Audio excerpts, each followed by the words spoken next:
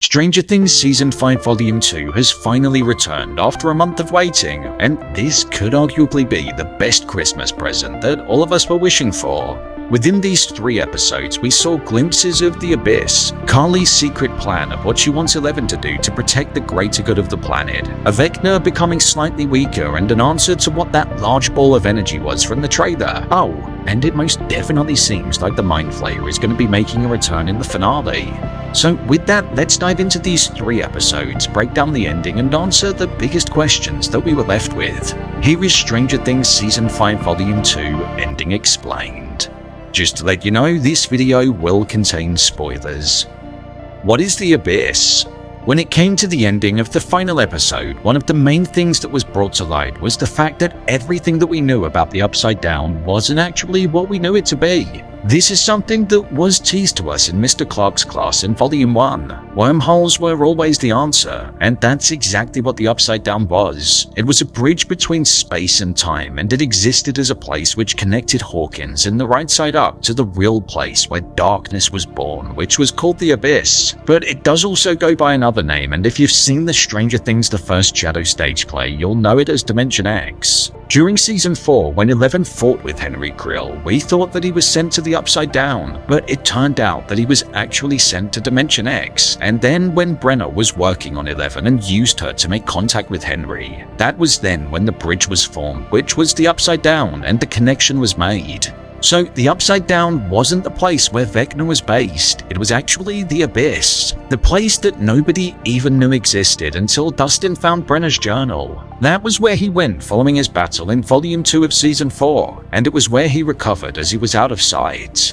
The plan that the group now have, now that they're reunited, is to go into the Abyss. With it being November the 6th, the date that Will was taken, and with Henry wanting to use the 12 vessels that he selected because he viewed them as weak, malleable, and individuals that would be easy to control, it's the day where he wants the 2 worlds to collide for good and for the right side up to become merged with the Abyss. This would mean that the world would essentially be run by him and the darkness that he controls. The plan that the group have is to allow Vecna to believe that the worlds are merging, and as the bridge gets smaller and smaller, they'll go into the Abyss so Eleven can be close to Vecna. They'll go inside of his mind and prevent the merging of the worlds, instead killing him, collapsing the bridge, destroying the Abyss and all of the darkness with it, ultimately allowing the kids to be rescued and for the world to be saved. The way for this to truly happen would be for the exotic matter to collapse in on itself and break the barrier, as the exotic matter is what's keeping the bridge stable. So that's the true way to destroy the Upside Down and sever the connection for good, something that's never been able to be done before. So the Upside Down is actually the connection, and the Abyss is the dark place that they should be fearful of. What's Carly's secret plan? For a while, I did wonder why the Duffer brothers brought back number 8, and now I'm seeing that she's not going to be the hero that we want her to be, so she's been brought back for a bit of drama. She has ulterior motives, albeit ones that are looking out for the greater good of the future of the world, but she's the person that wants to deprive us of the happy ending. Carly was essentially taken by the military and had her blood taken because Dr. K was looking to revive the project that Dr. Brenner was working on in order to create more numbers. This was something that wasn't working with Carly though, because her blood didn't quite match the profile that they were looking for. It was all about the blood of Henry, and seeing as though all of the numbers were made due to being given Henry's blood, the military thought any number could essentially replicate it. However, as we saw with the pregnant women, that wasn't the case. The only way it was possible for more to be created was for the blood to be within somebody who was just like Henry, and that very person was Eleven.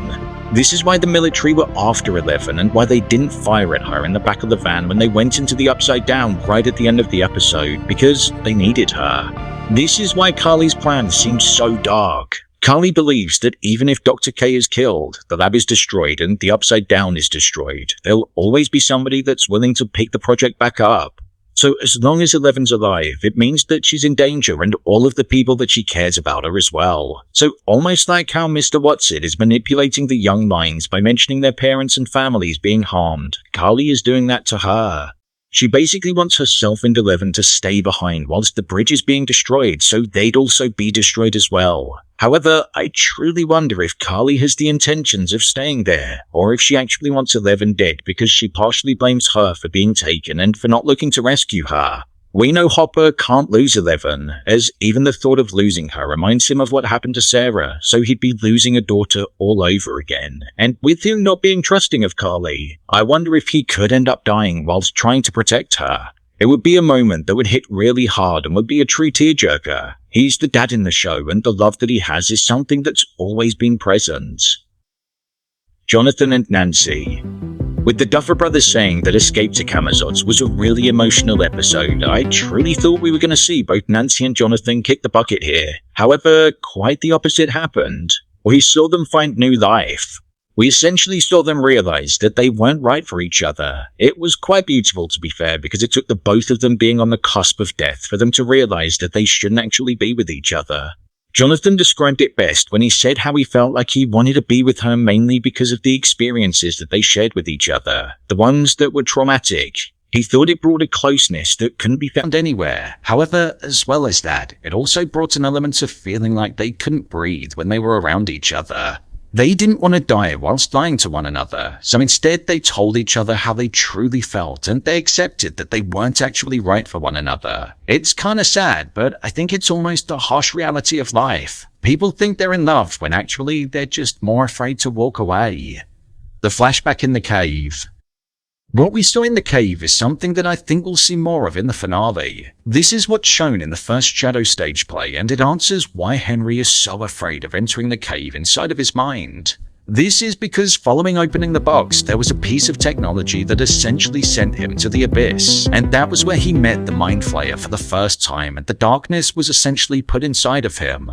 He was exactly like one of the vessels that he's using for his grand plan of recreating the world. He was gone from the right side up for around 12 hours, but within that time, it transformed him completely. So I think we're most likely going to see that taking place when the show returns for its final episode. The person that was firing towards Henry was a scientist that was working for Dr. Brenner at the time, and he fled the interdimensional project that the government was working on because he didn't want to be a part of it and ultimately took the case with him. Due to it being such a traumatic time for Henry, that was why he wasn't able to walk into the cave, because it's essentially the beginning of the end of the young Henry Creel. When he returned to the right side up, he believed that he killed the only girl that he cared about, which was teased to us with the poster for the play, his mother and also his sister. So this has to be addressed truly when it comes back for its final installment. I think this could also be why Henry Creel utilizes the death of family members amongst the new people that he recruits, because he knows firsthand how devastating it is to experience that. How Max escaped Camazotz. When it came to Max escaping Henry's mind, it turned out that Kate Bush and music wasn't necessarily the only thing that was able to save her. As well as that, it turned out that as long as you had something powerful and meaningful, the ability to get home would present itself. This was Lucas for her and the love and care that he had for her. She could sense the feelings that he had and the heart that was present, so that meant that the gateway for her to return to her body was there.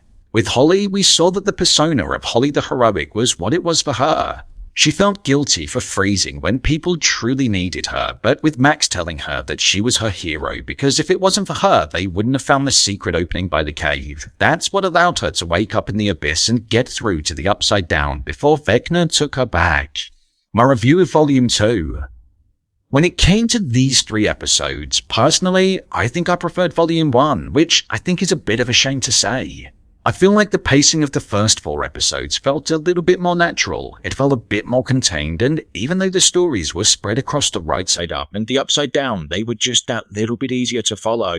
Plus, we got the massive reveal with Will having powers right at the end of the final episode. The way that the episodes in this volume were unfolding, it almost felt like there was an element of rushing because they needed things to wrap up. As much as I think it is cool that everything that we thought we knew about the Upside Down was a lie, us finding that out literally 2 episodes before the finale is something that I think is just a bit meh.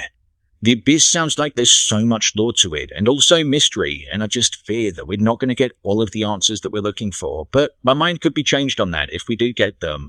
I would also say that the story keeps feeling like it doesn't quite know who to focus on. Is it Will, is it 11, or is it Max and Holly? 11 really has taken a back seat when compared to Season 4, and I think that's a shame. It's almost more about Will, Max and Holly now. A scene that I did love in this volume though was when Vecna was following Holly and Max and he just appeared from around the corner. I thought it was a great way of showing himself to Holly for the first time, and the slow-mo shot was also really cool. I also loved the scene where the Demodogs were ambushing the hospital. It was so tense, the camera movements made it feel so immersive, and we saw the love that a mother has for her child in wanting to do anything, even whilst in a wounded state, to protect them. Another moment that I thought was beautiful was the use of the song When It's Cold, I'd Like to Die being played as Max woke up and returned to her body. This song was played when Lucas was holding her in Season 4 when he thought that he lost her, so hearing it again, it just brought back all of those emotions. I would say that it kind of felt like it was always going to lead towards Will coming out to the group, especially since Season 4 of the show, and I thought it was a scene that was handled quite well and had an element of emotion to it. Seeing the supportive nature of his friends and family and that they'd always stand by him was nice to see. I actually thought Vecna using that fear that he had within him also highlighted a real personal evil side to him in a completely different way. Even though I might not have preferred this volume to the first, it hasn't taken away the excitement that I have for the finale. I'm excited to see the group enter the Abyss, come face to face with Vecna again, Eleven and Will teaming up against him, and also if Carly is going to get Eleven to go through with the deadly plan. We've not got long to wait, so I'm excited to see which characters get the happy ending. The final thing that I will say that I thought was a really nice touch was that right at the end of the final episode of the volume, we heard the grandfather clock that Henry Creel was infatuated with, and we also had the candles lit like Henry Creel did as well. So with that taking place, I think we're going to be seeing potential contact with the Mind Flayer, as that was what almost triggered the drawings in Season 4. So, there you have it, Stranger Things Season 5 Volume 2 Ending Explained. If you want to see more videos on Stranger Things Season 5, then check the playlist below, and don't forget to subscribe so you don't miss future videos.